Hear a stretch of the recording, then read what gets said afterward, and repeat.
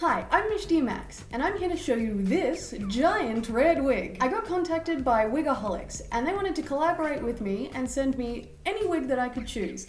And I chose this wig. This is the Baby Red Long Wavy 75 centimeters. And oh boy, is it long.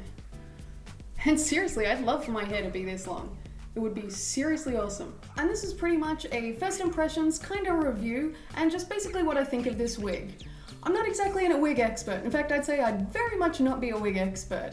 I have two wigs. I've got a short pink bob, and I've got a really long black wig with a short straight fringe, kind of very gothy, so I love it for those kind of looks if I want to just change it up. So back to the details. As I said, this wig is 75 centimeters long, and honestly, I don't really feel it on my head as too much. I mean, my natural hair is kind of heavy, and it cost 56 Australian dollars, but it can also be seen on sale for $28. In the package, you get a wig cap and instructions on how to use it. You also get a hairbrush, which you can use for your wig, and it's a specialized wig hairbrush. You get bobby pins to affix it to your wig cap, and one of these plastic stands that you can hang your wig on. For storage when you want to keep the wig out of the dust. There is this tissue paper here that comes inside your wig, which you should keep. There's the hair nut that you want to wrap your wig up in, and this cardboard ring here that actually comes in a plastic bag with your wig. If you keep all these, you can keep your wig in good condition and not have it too knotty when you store it away. Okay, now I'm gonna try it on. So the wig comes like this, and it's actually in a net to keep all the hairs together and so it doesn't get all knotty. And you can unwrap it. And it's got the wig tag here, which has some wear instructions, how to wash, and also storage instructions. So here's the wig. This wig cap is one of the open ones, like this. So you stick it over your makeup like that, trying not to smear everything, and you take the thick band, and then you want that to be at your forehead, at the top of your hairline.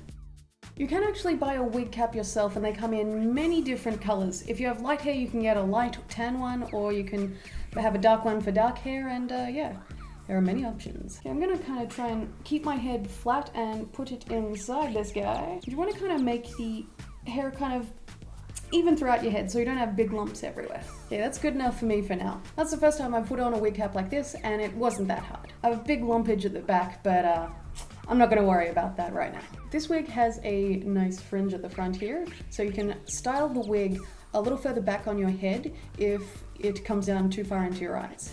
You don't have to just rely on the wig cap on the inside itself. Now this one is a non-lace front wig, so it's just got the band at the front sewn in here, and it's also got the bra strap style things that you can actually hook onto these loops here to keep the wig tightly on your head. The best way to put on a wig, a short one or a long one, is to turn the wig inside out like this, and I've got the fringe facing here. I've got my thumbs up inside it, and I'm going to bend over, dunk my head in it, and flip the wig over. So we'll see how that goes. And I'm gonna pull the back of the wig over the back of my hair. Oh, that's a lot of hair. And this is why I wore matte red lipstick, not the glossy kind. Then you also wanna grab the parts that go at your ear, which you can find these little tab inserts at the side. Make sure they're adjusted properly. And I'm just gonna play around with this, kind of brush it a bit, and try and arrange it. If you want to make sure that the wig is secure to your hair, you can actually use these bobby pins which they provided to actually clip your wig cap and the wig together. It's easy to style the wig when it's on your head because it's fixed in place, but you can also style it while it's on the plastic wireframe head or a styrofoam head if you buy it yourself. They say that you should always start combing the wig from the lowest point like you do with your hair to actually get the knots out but not rip it up too much. Just go gentle with it and yeah, pretend like it's your real hair so you don't want to be too messy. Now, I think this can be a side swept bang situation. I think it would work best over here. I've never had a fringe in my life, well not one that looks like this, or is even vaguely close to human looking because of my big puffy hair, so I'll have to play around with it for a bit. Something like that. What do you think? Actually, brushing the wig makes it more shiny, and you can also get specific wig conditioners. You can heat style wigs, but you have to make sure you use a low setting, and yeah, basically don't hold the heat on them for too long because you'd be fried. That hair be fried. Also, you can cut any wig you like, and you can style it in your own way. Man, this is a little Ariel from The Little Mermaid, actually. I didn't realize that when I grabbed it, but yeah, totally going for that vibe. You know what? It's totally giving me that vibe. Fun to play with. It's so exciting having so much hair. I really like this little bit here that goes, gives you a little cheekbone action, showing off the cheekies. I do like the swoop of the fringe, and it's actually really good to get something that's very different to what you're used to. And for some reason, I can't stop brushing it. It's very thick and lustrous too. And actually not too shiny. Basically, what I look for in a wig is something that is vastly different to my natural hair. And this bright red color, which is absolutely delicious by the way, I'm actually really impressed with its vibrancy, and it's definitely deep enough. The material of this wig is certainly not natural. It's a wig that's on the cheaper side. It actually is made of Hypalon fiber, which I'm not personally sure what that is, but it's some sort of synthetic material, I guess. You can heat treat this wig and style it differently if you'd like, but you have to use a low heat setting, only up to 120 degrees, so that you don't damage and melt away the fibers. This wig is nice and fluffy, not necessarily the softest, most natural feeling thing, but it's really fun for if you want to cosplay or just dress up, or just change your hair just for a few minutes. Wigaholics is an internet wig store, and they have quite a few different wigs, ranging from natural hair colors to crazy colors, really long, like almost a meter long, or even short bobs. So here's a nice long shot of the wig. It's kind of fluffy, plenty of body, a really nice rich red color. It's not neon, but it's very bright, and I do like that. It's definitely plenty long, as you can see. And I must say the fringe is actually pretty fun. Kind of annoying and a little hard to get used to at first because I'm really not, well, used to a fringe, but I must say it's an interesting experience and I do like it. This wig isn't overly shiny, which is good because that makes it look a little bit more realistic.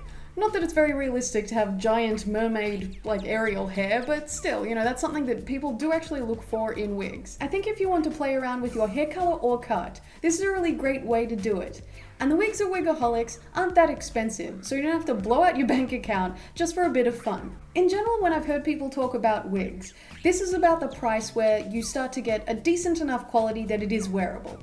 If you want to just go cosplay, you can whack this on, and it's not scratchy or really kind of like awful and synthetic. It's just, yeah, fake hair, but not too bad. When you get the wig out of its packaging or just out of storage at your own house, you will have to do some touch-ups and brushing of the hair to kind of make it look more workable. But with a style like this that has a kinky wave through it and isn't perfectly straight, it's not too bad. So I actually really like that one for that as well. So yeah, as I said, I really do like this. It's a bright, lustrous, very delicious color, and I'm happy I got this wig. So I guess that makes it a pretty positive review. I'm definitely no wig connoisseur, but I will say that it's fun if you want to just play around with it. So if you're looking for something fun to do, or you just want to check out their website, it'll be listed below. And if you want to check out the makeup I'm wearing here, you can see the tutorial in the card or the description box below. I will say upon brushing this wig, there was some shedding. This wig has so much hair that it's not like you're gonna end up with a bald wig anytime soon, but just be aware of that. It's not exactly the highest quality wig. You are only paying about $50–$60 for it, so it's not like a $1,000 massive human hair wig that's going to be really perfect. Not that I have any experience with those, but you'd want them to be pretty good considering the price. You can also see this wig appear again in another video, which is my Colorpop haul, and you can check that out in the card over yonder and down below as well. Thanks for watching. I hope you enjoyed this wig show-off and kind of review, and first impression of this Wigaholics wig. Don't forget to subscribe and check out my band and podcast on iTunes.